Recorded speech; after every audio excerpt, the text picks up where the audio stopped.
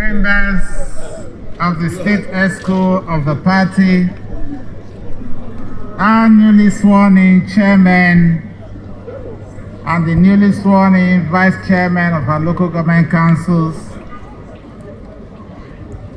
top government functionaries here present, our party men and women, gentlemen of the press, ladies and gentlemen. It is my pleasure to welcome you all to this swearing-in ceremony in accordance with Article 7, Section 71 of the Constitution of the Federal Republic of Nigeria, 1999, as amended. I congratulate all the newly elected chairmen, vice-chairmen, and councillors, and our great party, the People's Democratic Party, for the resounding victory at the local government council elections that took place on Saturday, the 6th of May 2021. Our landslide victory has demonstrated once again the supremacy of the PDP in Delta State. It is also an overwhelming vote of confidence in our administration. Our people are seeing that their interests are best served with the current administration and the PDP.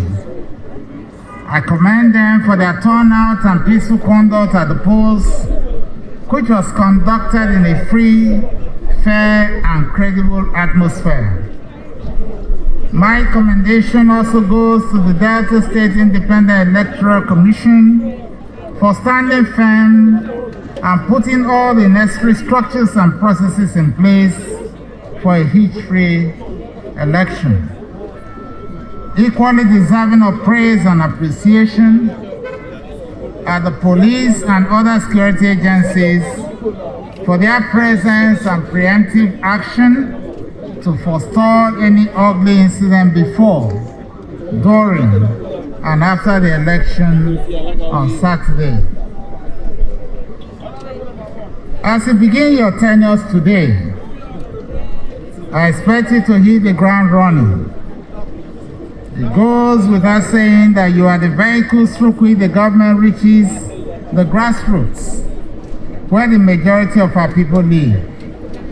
Hence, any slackness on your part to be a disservice to the people and it will impact negatively on the state government.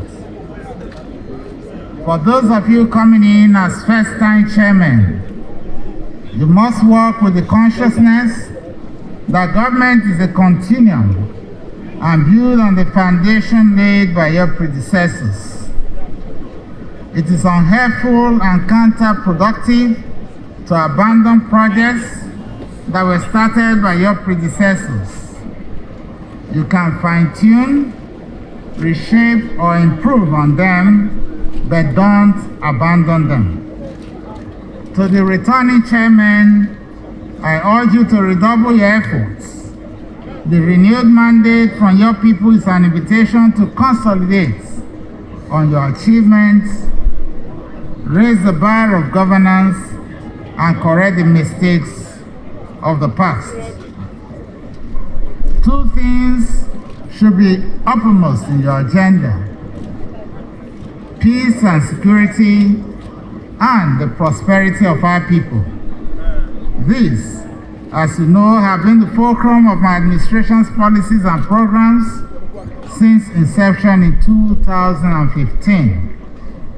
The recent intercommunal clashes in some communities, the protracted farmers-herders crisis, and the rising cases of kidnapping require urgent and decisive action.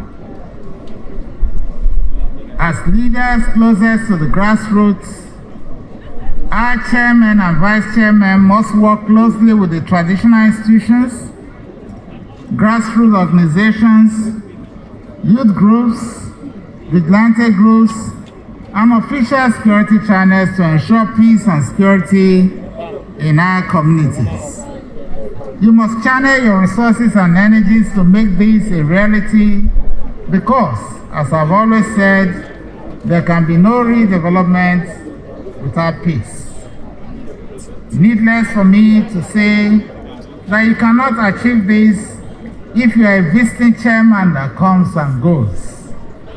You must live among your people to command their trust and respect. And we will not tolerate a situation where chairmen live outside their local governments and they are found in the local government council only once or twice a week. Secondly, as much as the state government has made significant breakthroughs in empowering our people through our various entrepreneurship development programs, I'll be the first to admit that there is still a long way to go. Many of our people still live below the poverty line. I therefore urge you to formulate policies and programs that will impact positively on the economic well-being of your people, our people, and move them from poverty to prosperity. Pay particular attention to the most vulnerable, the indigent, the unemployed, the widows, and the fiscally challenged.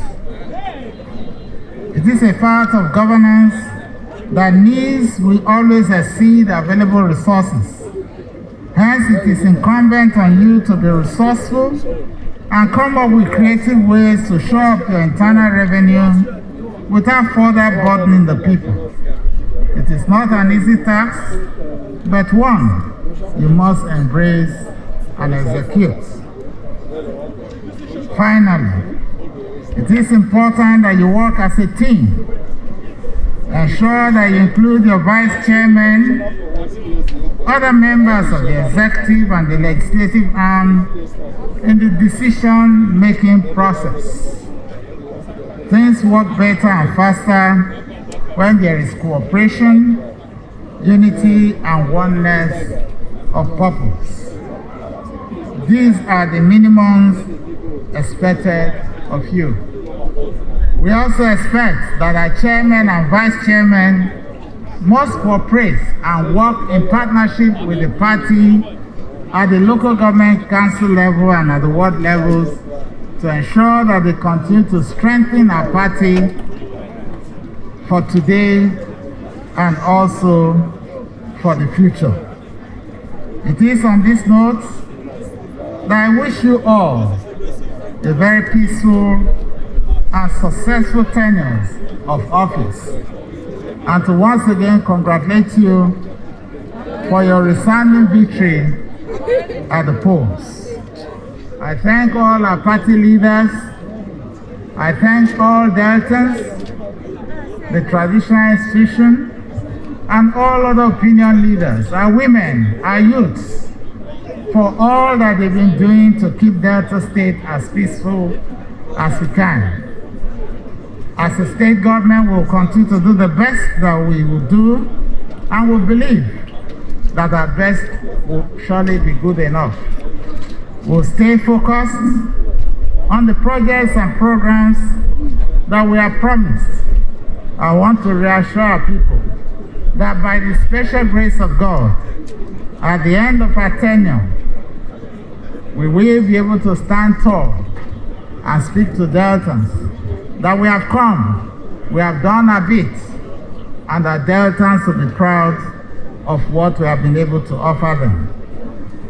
There is no doubt that we cannot reach out to everybody, but we'll try to do the best in terms of providing the enabling environment, the infrastructure, and every other enabling environment, including education, technical education in particular, and that we continue to improve on the health services of our people. And at the end of the day, all of us will give testimony to God for that which we have done together. Because whatever we're able to achieve as a state government, it is because you all have continued to partner with us. You have provided the enabling environment, and that has enabled us to achieve that which we have achieved thus far. I thank you all for coming to this ceremony. And as you return back home, May God Almighty lead each and every one of us back home safely. May God bless Delta State. May God bless us all.